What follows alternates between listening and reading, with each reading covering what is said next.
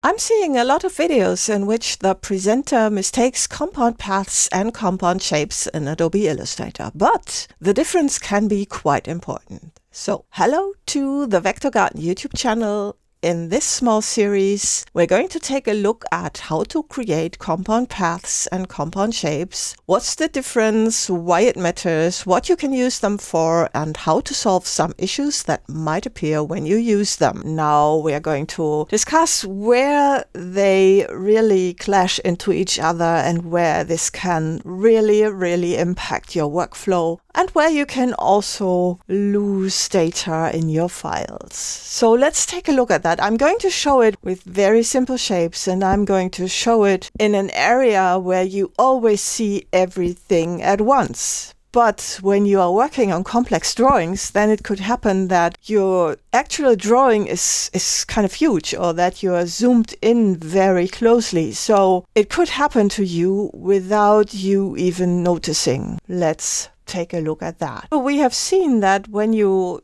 draw a couple of objects and then combine them, and they are not overlapping or anything, that unite makes just a group like this. So, and then it might happen that you draw something else on top and you need to subtract that. And then we're going to subtract it, and you see what happens is kind of not what you would expect because of the way the Pathfinder works. So let's undo that. You see, this one was left, and that object was the bottom one, because with the subtract Pathfinder, all the top objects get subtracted from the bottom one. And Illustrator in the Pathfinder panel ignores groups. So we have an issue here.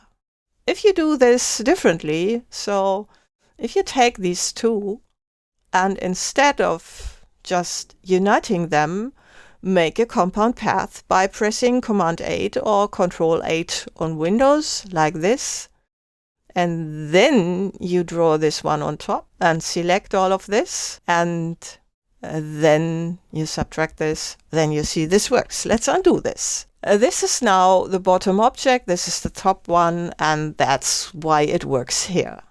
Now, most of the time, you might not want to remember that always, and there is a workaround for that.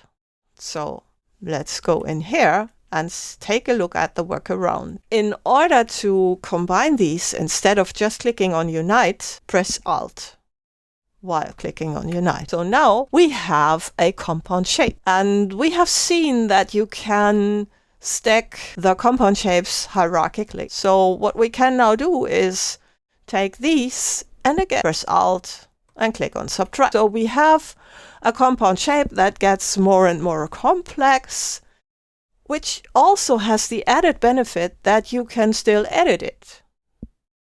And once you think, well, this is getting out of hand and this is getting too complex, then you can still select that and click Expand, and then you can go on. So the compound shape makes it easier for you to work on things with the Pathfinder panel, because you do not lose your data and you do not ruin your artwork.